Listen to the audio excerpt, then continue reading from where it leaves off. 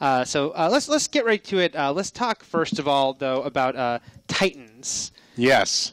Which was it's like every week now is a new DC Comics announcement that they're doing something completely different on a different network in TV. It's almost sounding like Onion or Clickhole kind of things now, but it's becoming real. Like there's not a comic too obscure now, and I'm not saying Teen Titans was obscure. Yeah, but, yeah. You know.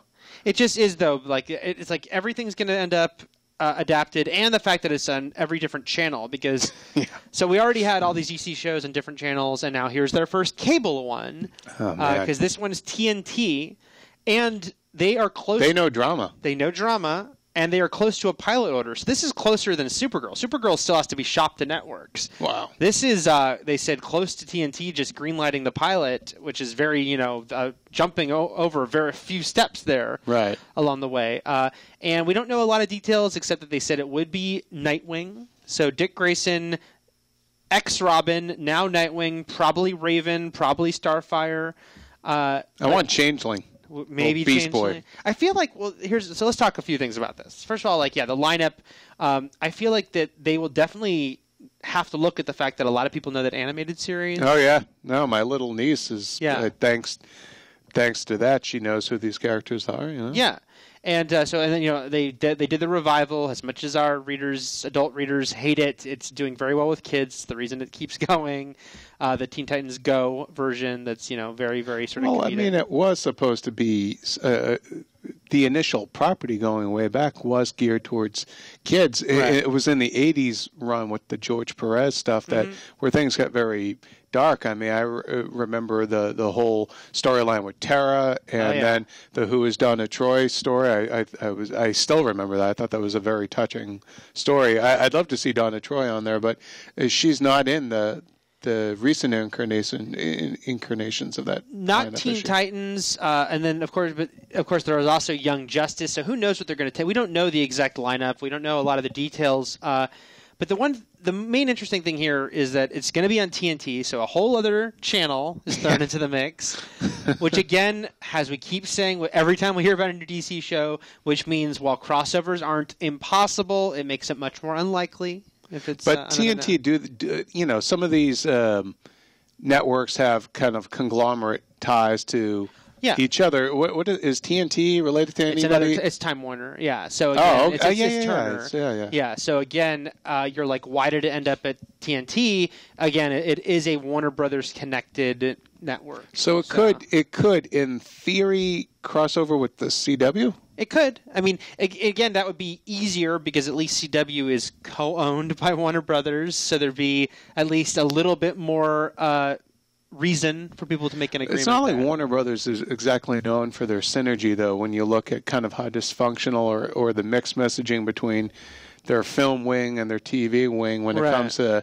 comic book properties, you're like, are you guys in touch with each other? Like, sit down and meet each other. And now it just seems like, because we had, Roth and I talked a lot about this. I'm sure you've talked about it to some extent too, as far as we now know and accept that the movies are not going to connect to the TV shows. Like, there was a lot of people hoping that Arrow and now The Flash might connect into Batman versus Superman and Justice League. They said that's not going to happen.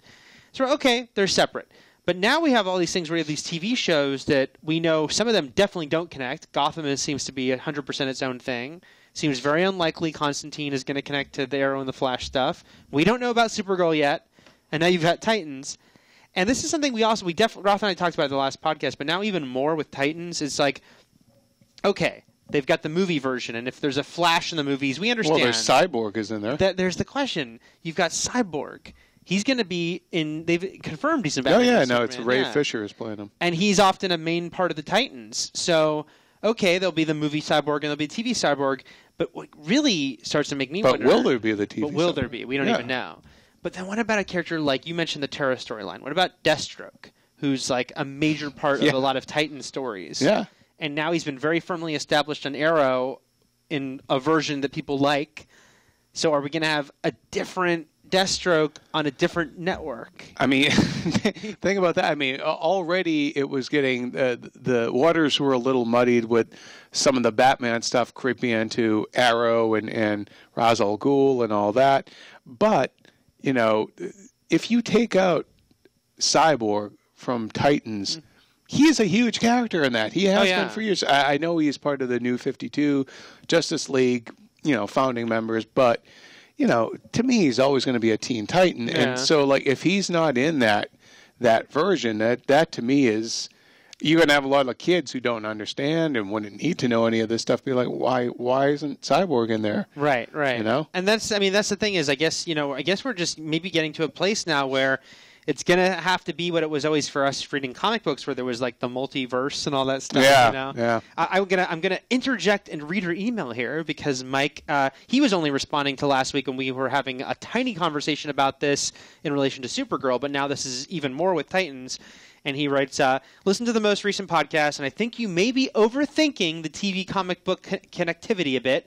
You know that those of us within the sound of your voice will be at least trying out all the new shows. And if we run into a second Solomon Grundy, that was one of our examples because Arrow's established Solomon Grundy, so what if Constantine had another one?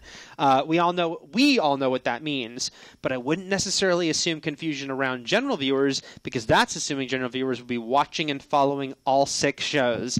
Just because someone watches NCIS, they clearly don't necessarily watch CSI, Law and Order. I think some of those ones. Have you spent time in a retirement home, sir? I don't know if that means you're giving the general audience too much credit or not enough, but I don't see it as being a problem. Thanks for the great show. That's a great question. Yes. I mean, I think it's a good point. I think when it comes to these kind of genre shows, probably you're going to have a far more fragmented audience. I think his example of procedurals, though, I was half joking, but I think a lot of people who watch Law and Order watch CSI, watch,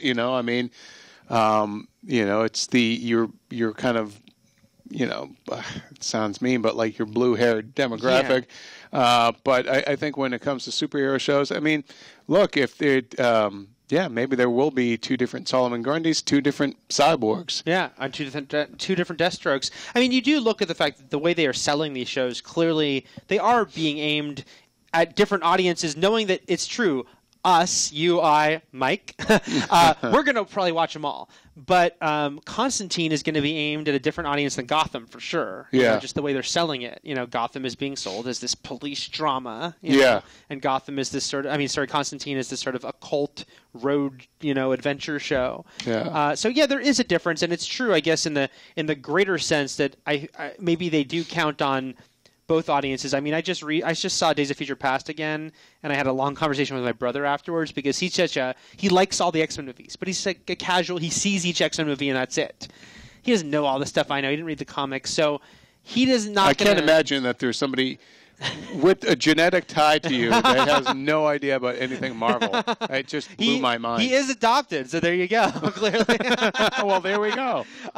Although I am the only super comic geek in my family, I did not get that from my parents. But it's like he watches those movies casually. I'm the one who's going to be parsing in and talking about all this stuff that he's not even going to think of. So I think, there is something to be said, Mike. It's a good point for that casualness, and maybe it is come to the point where DC has just made this big decision that's just very different from Marvel's, that it's okay. We're going to have multiple versions of several of the same characters. But to me, that doesn't really show that they put much thought into it. They're just trying to cast as wide a net for as many brand awareness kind of opportunities and for ratings. And I just feel like, but if we could circle back maybe to the TNT doing, I mean, their whole thing is we know drama, but so how dramatic will Titans be? I mean, the fact that they dropped the teen part of it, are we looking at, sexy 20-somethings, Arrow kind of ab